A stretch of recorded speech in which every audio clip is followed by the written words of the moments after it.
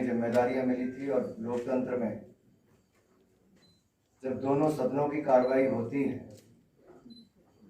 तो ये उचित होगा कि सभी मंत्री जनता से जुड़े हुए विषयों पर विस्तार में अपनी बात रखें और सरकार की नीति और कार्यक्रमों को भी जन जन तक पहुंचाएं। लेकिन जैसे ही सेशन खत्म हुआ वैसे ही सभी मंत्री अपने अपने राज्यों के या कुछ दूसरे राज्यों में भी अलग अलग संसदीय क्षेत्रों में गए। मेरा भी ये 5 दिन का दौरा, पहले 3 दिन का प्रस्तावित था, लेकिन फिर बाद में 5 दिन का दौरा बना, ताकि चारों संसदीय क्षेत्र 623 किलोमीटर इन सब में होते हुए चारों लोकसभा के 37 विधानसभा क्षेत्रों को टच करेंगे। 8 जिले इसमें कवर होंगे और लगभग 90 कार्यक्रम इसमें। हालांकि हमीरपुर संसदीय क्षेत्र के लोगों की इच्छा थी कि वहां से शुरुआत हो, लेकिन तय ये किया गया कि प्रदेश की राजधानी में पहले आएंगे, आप सबसे मिलेंगे। और कल से ही जब चंडीगढ़ में मैं सुबह 4:30 बजे पहुंचा तो हिमाचल भवन का भी जो रिसेप्शन का हॉल है, आप सबने देखा ही, वो भी छोटा पड़ गया, बाहर भी छोटा पड़ गया। तो ये अपने आप में दिखता था कि प्रदेश के लोगों में इंतजार जरूर था, देरी जरूर हुई आने में, लेकिन प्यार, स्नेह, आशीर्वाद की कोई कमी नहीं। परमाणु बैरियर पे भी, परमाणु में भी जब हम एंटर किए तो प्रदेश अध्यक्ष जी साथ में थे, डॉक्टर राजीव सहजल जी साथ में थे, आदरणीय सुखराम चौधरी जी साथ में थे, राजीव बिंदल जी साथ में, जिसकी पार्टी के नेता बाकी भी। भारी बारिश के बावजूद भी कोई वहां से हटा नहीं, सब वहीं पर बने रहे। मैंने बहुत सारे कार्यक्रम देश भर में युवा मोर्चा के अध्यक्ष के नाते भी किए। हिमाचल प्रदेश के तो लगभग हर जिले में ही कार्यक्रम किए। एक अलग सा उत्साह था, भावुकता भी थी, गर्मजोशी भी थी। बुजुर्ग जो थे वो थोड़े भावुक थे, बुजुर्ग में जो वरिष्ठ कार्यकर्ता थे या जनता थी वो थोड़ी भावुक भी थी, प्रसन्न भी थी। युवाओं में, महिलाओं में बहुत उत्साह देखने को भी मिला। और कहीं ना कहीं कल मैं भी थोड़ा ज़्यादा भावुक रहा, क्योंकि मेरा अपना संसदीय क्षेत्र है। यहाँ के कार्यकर्ताओं ने, आम जनता ने जिस तरह से स्वागत किया वो शायद मेरी उम्मीदों से भी बहुत ऊपर था। दिल्ली में, चौकी में भी हमारा था कि चलते चलते बाजार में मिलेंगे, लेकिन सैकड़ों लोग वहां भी इकट्ठे, तो वहां पर भी जनसभा करनी पड़ी। जनसभा में उनको संबोधित करना पड़ा। शिमला में भी हालांकि 3.5-4 घंटे हम लोग लेट हो गए, लेकिन उसके बावजूद पीटर हॉफ का हॉल बहुत कम कार्यक्रमों में खचाखच भरा होता, उसके बाहर तक भी पूरा भरा रहे, ये अपने आप में असाधारण था। मैं तो इतना ही इसके बदले में कहूंगा कि ये जो प्यार, आशीर्वाद, ये जो हिमाचल प्रदेश की जनता ने दिखाया है, ये मैं अपने साथ अपनी स्मृतियों में तो लेके ही जा रहा हूँ, समझो के जा रहा हूँ, लेकिन एक विश्वास भी दिला रहा हूँ। जो विश्वास मोदी जी ने दिखाया है हिमाचल की जनता ने, इस विश्वास को और मजबूत कर दिया। पिछले 2 वर्षों में भी वित्त मंत्रालय के माध्यम से जो भी हिमाचल प्रदेश के लिए संभव हो पाया वो भी किया। 3 तो हमने बजट ही दिए थे, उसके अलावा 6 मिनी बजट दिए जब आपदा का समय आया। देश को आपदा, कोविड की महामारी के समय निकालने में मोदी जी ने जो दिन रात काम किया, उसका मैं साक्षी हूं, क्योंकि 3-4 लोग जो उन मीटिंगों में बैठते थे उसमें एक मैं भी था। देश के प्रति जो उनका समर्पण है वो मुझे लगता है वो बहुत एक अलग लेवल पर है। आत्मनिर्भर भारत बनाना, कहीं से तार हिली है मुझे लगता है माइक। आत्मनिर्भर भारत बनाना ये केवल एक स्लोगन नहीं, इसके लिए हर सेक्टर में वो प्रैक्टिकल पॉसिबिलिटीज क्या क्या है उसको देखकर काम करते हैं। मुझे भली भांति याद है कि जब ये एक ही आदमी का काम है, बाकी लोग इतना मत हिलिए,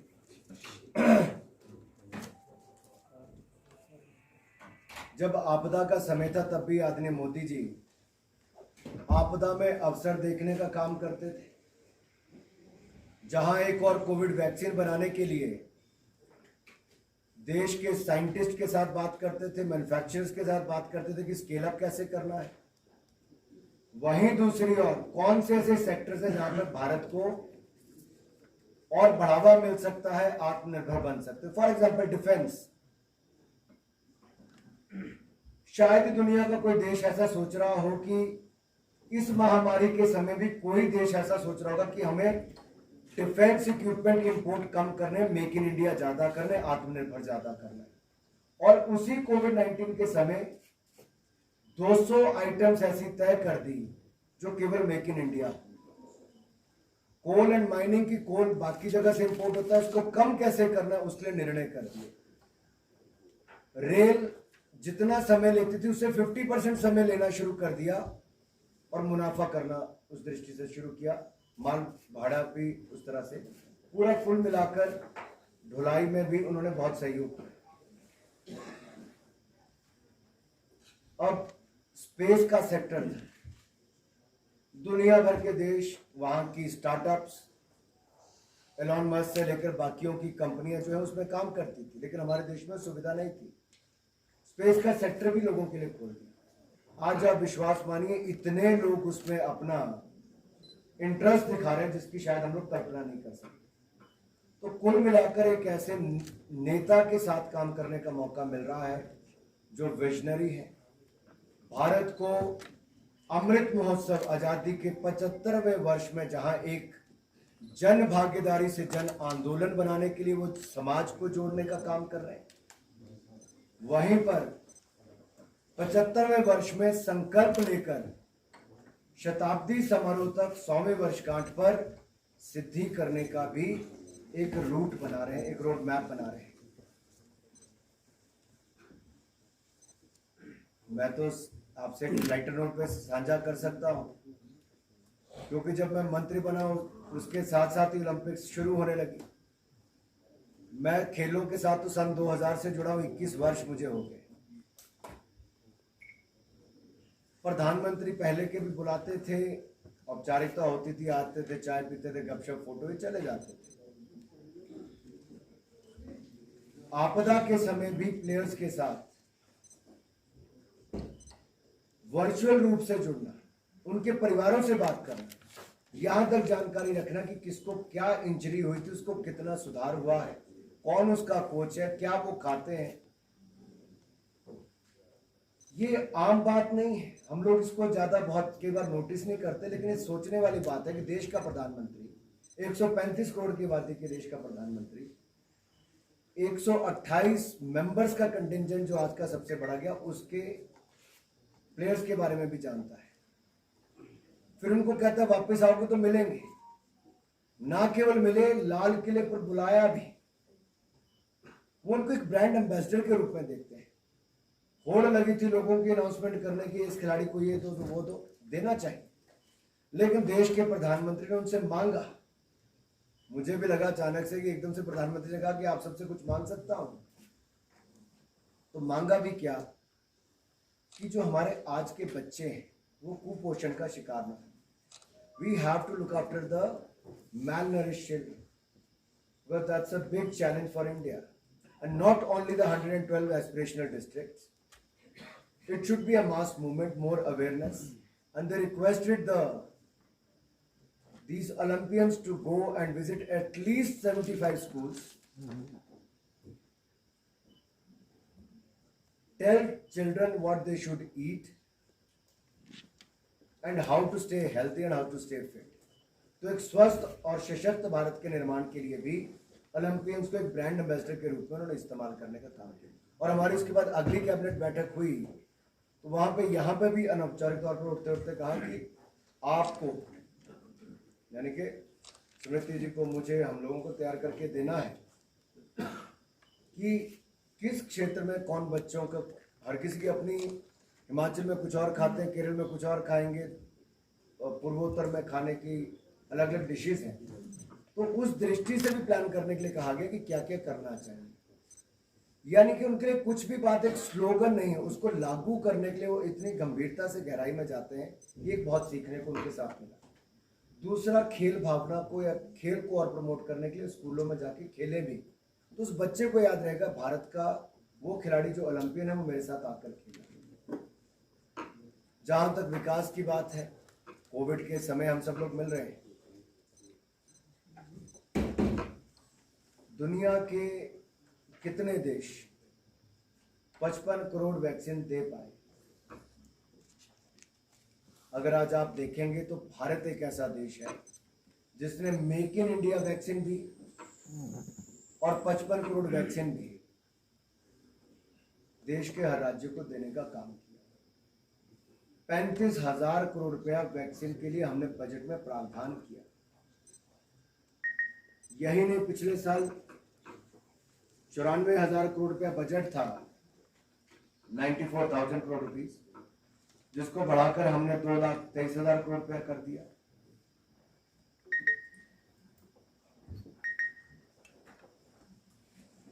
$15,000 करोड़ रुपया पिछली बार महामारी के समय से पहले दिया था। महामारी जब शुरू हुई थी कोविड-19 पैंडेमिक की, और इसके बाद अब भी पेडियाट्रिक केयर को ध्यान में रखते हुए कि कहीं थर्ड वेव की आशंका ना हो, वो क्या चुनौतियां ला सकती हैं। जैसे सेकंड वेव में आप में से भी किसी को पता नहीं था कि ऑक्सीजन की कमी भी हो सकती है, तो थर्ड वेव की क्या चुनौती हो सकती है, उसको देखते हुए 23,123 करोड़ रुपए का हमने प्रावधान उसके लिए भी किया। और यही नहीं, ये वर्क इन प्रोग्रेस, जैसे मैं कहूं, इन कॉन्टिन्यूटी भी था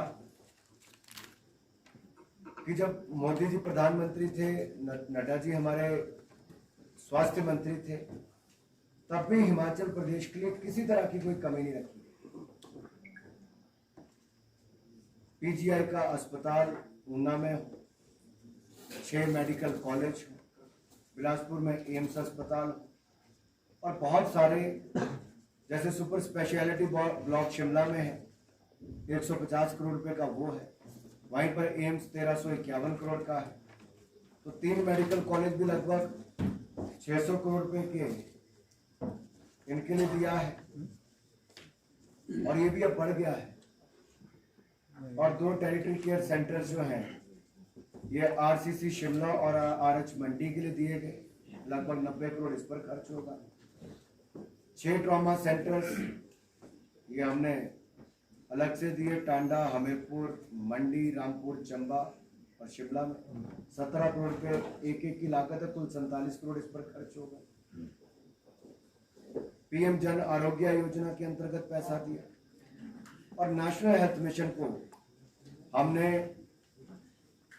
सीएचसी पीएचसी की अपग्रेडेशन के साथ साथ mother and child hospital bench बनाने के लिए भी 1432 करोड़ वो भी दिए, और ऊना के पीजीआई सैटेलाइट सेंटर में भी 437 करोड़ रुपया खर्च होगा। तो कुल मिला के हिमाचल प्रदेश को भी लगभग 4200 करोड़ रुपए के प्रोजेक्ट हेल्थ के क्षेत्र में भी दिए। विकास एक तरफ, मैं सारी उसकी योजनाओं पे नहीं जाऊंगा क्योंकि आज तो केवल आपसे मिलने का ही दिन रखा था, और आपके कुछ प्रश्न लेंगे ताकि आपके मन में क्या है। एक बात कल मैंने कल के फंक्शन में जरूर कही, मेरे मन में थी वो, और शायद आज तक आपको उसका थोड़ा रिजल्ट भी पिछले 1.5-2 साल में देखने को मिलता, लेकिन कोविड के कारण मैं नहीं कर पाया। वो मेरा व्यक्तिगत इच्छा थी करने की, मैं कोई सरकार की तरफ से वो नहीं कह रहा हूँ। हिमाचल की कला और संस्कृति, आर्ट एंड कल्चर, इसको दिखाने की बहुत आवश्यकता है। I think the time has come to promote and showcase the art and culture of Himachal Pradesh. We have rich traditions, rich culture from different regions. From Kinnaur केतली to चंबा का थाल, चंबा का रुमाल. From Guler paintings to Kangra paintings, Rorik painting, Rorik art gallery. Dance from नाटी, शिमला नाटी और बाकी जगह की नाटी भी, अलग अलग क्षेत्रों का अपना अलग अलग कल्चर है. एक जो हमारा फोकलोर है, हिमाचल के संगीत में बहुत मिठास है, मधुरता है. और आज भी आप देखेंगे हमारे पड़ोसी मुल्क में उस समय के गाने गाए जाते हैं आज भी, जो आजादी से पहले के, जहां छोटी छोटी जगहों का नाम आता है जो उस समय बहुत महत्व रखती थी. चंबा, नूरपुर से लेकर बाकी सब जगहों के नाम, नदौन से लेकर भी, मैं कभी आप YouTube पर जाकर देखें उन गानों को सुनेंगे, वो अपने आप में लगता है कि हमने खोया क्या है. ये तो हमारी विरासत थी, इसको तो बड़ा बनाना चाहिए था. अब हम अपनी विरासत को लुप्त नहीं होने देंगे, इसको बड़ा बनाकर देश और दुनिया के कोने कोने तक ले जाने का काम करेंगे. और ये जिम्मेदारी आज की पीढ़ी के ऊपर है. तो मेरा अपना संकल्प आत्मनिर्भर भारत के लिए और आत्मनिर्भर हिमाचल के लिए तो ये है. मैं सबको कहता हूँ, आप सबको एक एक संकल्प जरूर लेना चाहिए जो हमें 75वें वर्षगांठ से शताब्दी समारोह तक लेकर जाना है. मैंने अपना कला और संस्कृति को लेकर हिमाचल को लिया है, इसके फोकलोर से लेकर आर्ट एंड कल्चर. और मैं चाहूंगा हिमाचल प्रदेश के सभी भाई और बहनों को कहना भी, आप भी कोई एक क्षेत्र चुनिए, किसी को स्वास्थ्य, सड़क, शिक्षा, स्वच्छता, कुछ भी हो सकता है. तो मेरे मन में था, मन के बहुत करीब भी एक सब्जेक्ट है. जैसे खेल मेरे मन के बहुत करीब था, तो मैंने स्टेडियम एक बनाया, कई और बनाए, कई एकेडमीज बनाई. लेकिन मुझे लगता था एक ऐसा क्षेत्र है जहाँ पर रोजगार स्वरोजगार के बहुत अवसर होंगे और हिमाचल की टूरिज्म के साथ साथ देवी देवताओं के देवभूमि के साथ साथ देवी देवता यानी कि देवभूमि में जो हमारा आर्ट एंड कल्चर है वो इसलिए भी ज़्यादा रिच है क्योंकि देवभूमि है, इसलिए इसमें मिठास भी ज़्यादा है. इसलिए आप यहाँ की पेंटिंग्स को देखिए, आज भी वो दुनिया में कुछ भी प्रभाव छोड़ सकती है. We need to revive that. बहुत बहुत धन्यवाद आपके प्रश्न.